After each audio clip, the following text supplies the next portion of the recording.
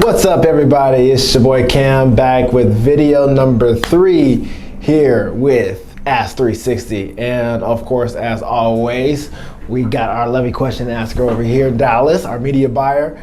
And basically, as always, we're going to answer the questions that we've collected over the last 24 hours, and we're going to answer them here live. I haven't heard any of the questions beforehand. My team does a good job of collecting those, so it's just a really good chance to see authentic answers from the construction industry. So be sure to give it a like, be sure to give it a share, excuse me, and let's get this thing rocking and rolling. I should have took that water like you asked.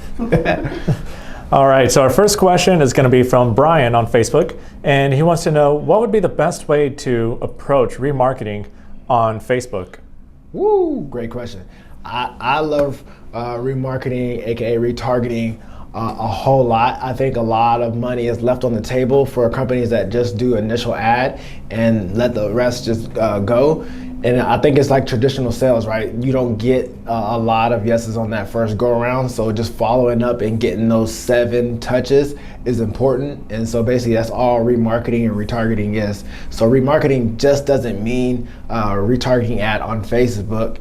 It could also include a letter from you. It could also include a flyer, an email, a text, them seeing a sign in the neighborhood or a billboard in the city. So I'm a big fan of remarketing. The easiest way to get started and the cheapest way, I believe, is setting up a retargeting ad on Facebook. One of my favorites, and I think we've mentioned it here before, but one of my favorite ways is a story video, and then people that do not take action get retargeted with the testimonial video. Those is the best combination that we've ran so far, and we're actually doing a actual talk on this tomorrow in our Facebook group, Brand Builders. That way, basically breaking down exactly how that works. But if you're going to just starting off, retargeting on Facebook is the best way to do that, and you have to have a pixel to set up. You have to have a pixel set up to do that. So hopefully you have that. All right, next up is from Anthony on Facebook. And he wants to know, I've heard a lot of people saying back and forth comments on this, but are Facebook ads better to run than Google ads? That's a great question. And just like a lot of questions on this show, it depends on your budget. And it also depends on your area. Like here in Dallas, Fort Worth, for example, for a residential roofer, Facebook is definitely the better option than Google, unless you have like a $30,000, $40,000 budget, because it is very competitive. Versus Facebook, you're still going to be able to get some clicks and some leads for a whole lot cheaper. So it really just depends on your budget. Now realizing that Google is going to have a lot better quality lead because you're getting a phone call basically. So when that person's calling, they're ready to go. Versus Facebook, you're kind of like interrupting them. But I like Facebook a lot because you're doing you're killing 2 birds with 1 stone. You're getting the branding aspect, they're seeing your company logo, they're hearing your story, and at the same time, you're generating business. So I like Facebook over Google, but depending on the actual budget size. All right, nice. Next up, we have a question on Instagram from John, wondering, how long should I run my ads on Facebook? Another great question. So this really depends on how the ad is running. We have clients that have been running virtually the same video as an ad for like the last 2.5, 3 years almost, and it's still getting results.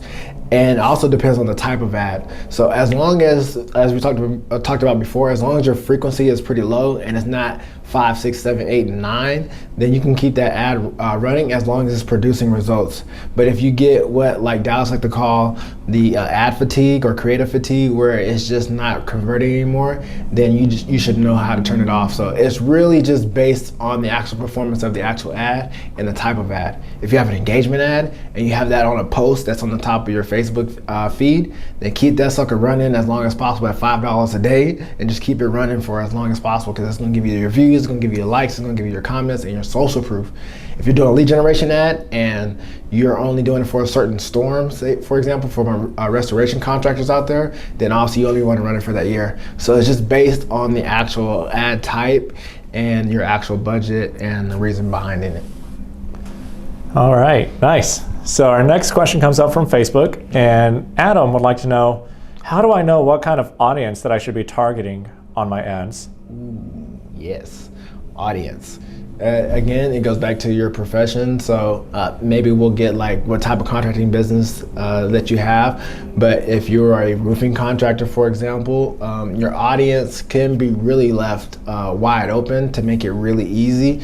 But you can add in some income because like we kind of mentioned before, I think in our previous question is you used to be able to target home values. So if I was a restoration contractor and I love working with a certain size home, I could target home values between homeowners that have homes between $500,000 and $1 million or 1 million plus. But ever since that whole debacle happened, you can't do that anymore. So you can target off of income, or if you know that, like say in South Florida, that homeowners usually golf, you can target people who like golf, or you can target people that have been interested in home remodeling, that type of thing. So it depends on the industry, but really when first starting out, depending on the audience and the area that you're in, I say leave it wide open and just change the age group that you're in, and then let the people filter themselves out and have that remarketing campaign set up. All right, good deal. Yep. And now we're on to the last question, and this is from James on Instagram. And he wants to know, what should I do if my ads get rejected by Facebook? Which is going to happen. It doesn't matter how good you are or how perfect you set up the ad campaigns, you're always doomed to have your ads rejected, because a lot of Facebook review methods are AI, and so it could be the littlest thing that keeps getting rejected. One of the quick fixes to do is change, if you know that you haven't broken any rules, is just to change a word or two, or change the link and save, and then go back in and put it back the way it was.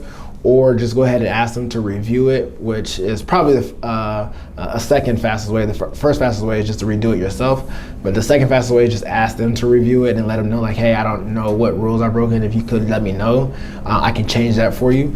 But if you haven't had your ads rejected yet, it's just a matter of time. It's just the part of the business. Same with getting your ad account blocked or restricted. It's just a part of the process, especially since a lot of hacking has been going on lately. So it's really for your own good. And so just try not to get frustrated, because trust me, we do. And it'll work itself out just fine. But if you're having a constant problem with it being rejected, then if you're spending enough money, you can have a dedicated Facebook person and you can ask them directly, or you can chat with them. But sometimes, like with chatting with Google or any other company that big, it could take some time. So just create a new campaign if that kept happening, or create a new ad account. All right, and that is everything. Those are all the questions that we have for today. Perfect. So that's a quick, easy one. So if you could, again, ask the questions below. That's what we're here for. If you are a contractor and you're wanting to get some strategies at no additional cost, and you want to get breakdowns and get your questions answered live, we do have a Facebook group that's private for contractors that we share our marketing strategies that are working for our clients, and we go live quite often. So you'll have that link somewhere below, but if you want, you can look up brand builders, and then you'll see it's marketing strategies for contractors, and we would love to meet you there and answer your questions. But until next time, it's your boy Cam. Hit that like, hit that share, and drop the comment of your questions below, and we'll see you next time.